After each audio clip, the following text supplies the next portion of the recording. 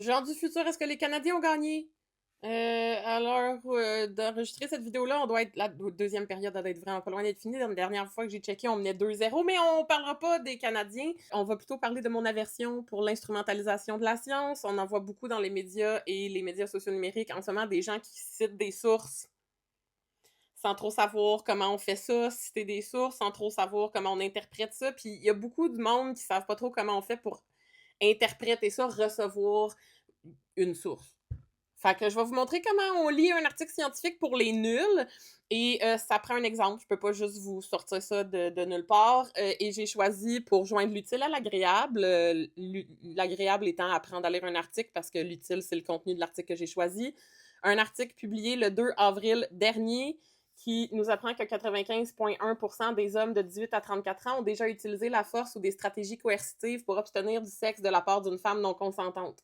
Donc, trigger warning, on va parler d'agression sexuelle ici pour ceux et celles qui n'auraient pas compris avec le descriptif que je viens de nommer. Si vous n'êtes pas dans le mode scroller, il n'y a vraiment pas de problème. Mais je pensais que c'était un cas vraiment d'étude utile parce que l'article est quand même succinct, il est bien construit, il suit la recette des articles scientifiques normalement et il a tous les indices d'un article complètement fiable. Ça va donc être très utile. Première chose à savoir quand on lit un article scientifique, c'est qu'il faut savoir reconnaître la structure de l'identification de la source, donc la source bibliographique. Je vous la mets à l'écran pour cet article-là. Vous voyez, O'Sullivan et Ronis, c'est le nom des auteurs qui sont en premier.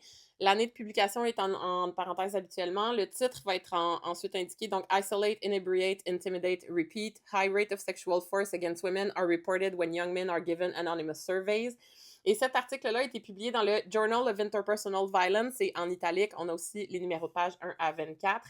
Maintenant, c'est la structure de la notice bibliographique, mais ça vous donne aussi le titre de la publication. Quand on ne connaît pas le milieu de la thématique qui est abordée dans un article, vous pouvez juste prendre le titre de la publication, donc Journal of Interpersonal Violence, aller sacrer ça dans Google, puis demander Is this publication reliable? Puis il va vous indiquer deux choses habituellement. Google, là-dessus, il va vous dire est-ce que c'est sa bonne réputation, cette publication-là.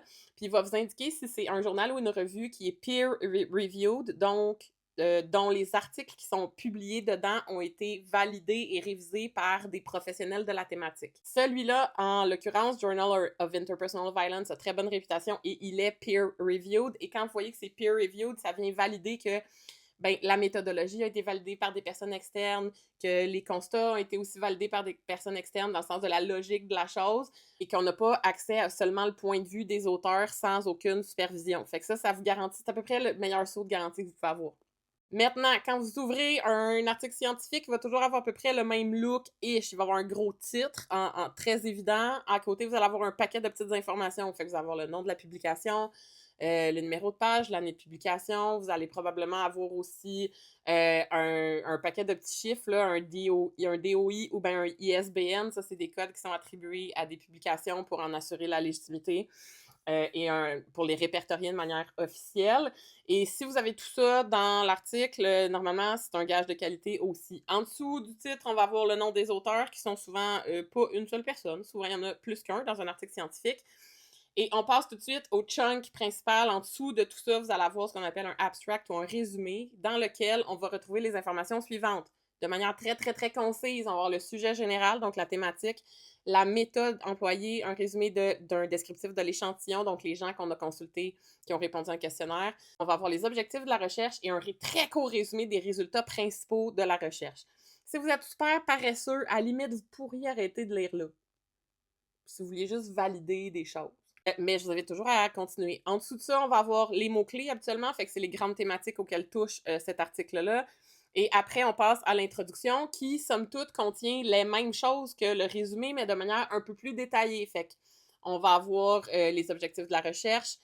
Dans ce cas-ci, on a 3 objectifs. Dans le cas de mon exemple, on a évalué les taux d'agression sexuelle autodéclarés, la perception des perpétrateurs sur l'efficacité des stratégies visant à forcer les femmes réticentes à avoir des relations sexuelles et évaluer les points de vue des hommes sur les circonstances, les motivations et les résultats positifs ou négatifs qui ont découlé cette utilisation des stratégies de coercition pour avoir des rapports sexuels avec des femmes non consentantes. Ensuite de ça, on a dans l'introduction, toujours, on va avoir la question de recherche ou les questions sous questions de recherche. Dans ce cas-ci, il y en a 4, je ne vous les lirai pas toutes parce que ça pourrait allonger la vidéo inutilement. Mais la principale, c'est quelle proportion d'hommes déclarent avoir déjà utilisé des stratégies pour contraindre une femme à avoir des relations sexuelles. Ça vous donne complètement le ton. Après l'introduction, on va passer à une section stratégie qui est absolument incontournable. C'est la section qui est la plus vulnérable aux imperfections ou aux biais. Il faut un peu avoir un œil habitué pour lire et comprendre une section méthodologie, mais je vais vous donner des indications sur quoi regarder. C'est super plate à lire une section méthodologie, c'est vraiment plate. Parce que ça sert surtout à, valider que la méthode elle se tient debout, puis qu'elle n'est pas pleine de billets, puis de trous, puis d'affaires pas claires. Et ça sert aussi de manière très pragmatique à reproduire la recherche auprès soit de d'autres populations ou juste pour essayer de reproduire les résultats, pour les contre-vérifier. Fait qu'est-ce qu'on regarde? On regarde c'est quoi la période où ont été prises les données. Dans ce cas-ci, les données ont été recueillies au printemps 2023, fait qu'on s'assure que c'est pas trop vieux, à moins que ce soit applicable à la recherche. On regarde aussi où est-ce que les participants ont été recrutés, voir s'il y a un billet déjà dans le lieu. Ici, ils ont été recrutés sur un panel neutre en ligne d'une plateforme qui s'appelle Qualtrics Research Suite, fait que la plateforme n'est pas reliée à la thématique. C'est-à-dire que si on avait pris nos répondants sur Reddit dans un forum où ils parlent de euh, leurs enjeux sexuels ou leurs enjeux relationnels avec les femmes, ben on aurait des gens qui sont très, très prompts à avoir ces comportements-là, puis ça aurait justement faussé les résultats. Ici, on a un lieu neutre, justement. On regarde aussi la formulation de la lettre de recrutement, voir si les critères de sélection, donc voir si ça pourrait aussi dissuader certains participants dont la perspective pourrait être utile. Ici, dans cette recherche-là, on nous indique que l'étude a été présentée comme explorant les interactions positives et négatives entre hommes et femmes dans des situations sexuelles. On voit qu'il n'y a aucune allusion à coercition ou à des violences sexuelles, juste question de faire sentir les répondants à l'aise. On leur précise également que la réponse est ultra anonyme. Il n'y a aucune chance qu'ils se fassent repérer. C'est des choses qu'il faut justement être certain qu'ils se sont passés pour des questions sur des sujets difficiles comme ça. Les critères d'admissibilité, on nous indique qu'ici, c'était des hommes, mais des hommes auto-identifiés. Fait que c'est des hommes qui se déclarent hommes, âgés entre 18 et 34 ans, qui ont eu une relation sexuelle avec une femme au cours des 2 dernières années. On nous apprend aussi dans cette section-là la composition de l'échantillon des répondants. Donc, on nous donne des détails démographiques recueillis pour fin de comparaison, justement.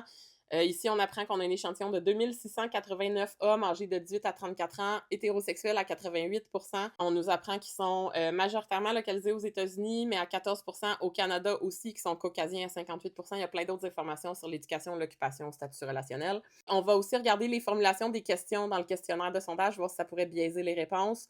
Fait qu'au cours des 4 dernières années, combien de fois avez-vous utilisé l'une des stratégies suivantes pour obtenir ou essayer d'obtenir une relation sexuelle avec une femme alors qu'elle n'en avait pas envie ou qu'elle faisait comme si elle n'en avait pas envie? On voit encore une fois que le wording de la question vient faire sentir à l'aise les répondants.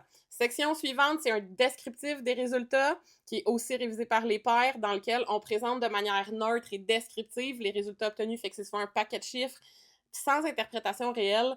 Ici, entre autres, je vous l'ai dit au début, mais on nous apprend, entre autres, que 95,1% des hommes, donc de l'échantillonnage, de 2689 hommes de l'échantillonnage ont déclaré avoir récemment utilisé au moins une des 36 stratégies recensées pour obtenir un rapport sexuel avec une femme qui, ils le savaient, n'en avait pas envie et n'y avait pas consenti. On apprend aussi que dans 65% des cas, ça a fonctionné pour avoir des rapports sexuels. On répertorie les 36 stratégies recensées. On nous apprend que 36 hommes ont rapporté les avoir toutes utilisées, by the way, ce qui est quand même beaucoup, c'est 1,3% de l'échantillon. Et là, il y a plein d'autres informations dans cet article-là qui sont toutes plus intéressantes les unes que les autres et qui tendent à être vraiment bad-tripantes. Entre autres, en termes de conséquences positives ou négatives, il y a seulement 3 hommes, donc 0,0001% de l'échantillon qui a rapporté avoir dû faire face à des accusations officielles de viol. La section suivante, c'est une section discussion dans laquelle on va contextualiser et interpréter les résultats dans le contexte face à la littérature, mais dans les contextes sociaux et politiques. On va aussi ouvrir à d'autres possibilités de recherche. Dans ce cas-ci, on pourrait dire, ben, en fait, ils le disent, mais ce serait utile de reproduire cette recherche-là auprès des populations femmes ou auprès d'autres groupes d'âge. La discussion, c'est la conclusion souvent. Des fois, on a une conclusion à part. Et après la conclusion, on va avoir d'autres sections informationnelles comme les remerciements, financement, éthique de la recherche, des conflits d'intérêts, disponibilité des données et d'autres informations. Et on termine ça avec une bibliographie détaillée. Je vous invite à aller lire cet article-là et d'apprendre à reconnaître les articles scientifiques et à savoir quelles sections veulent dire quoi. Fait que not all men, mais 95%.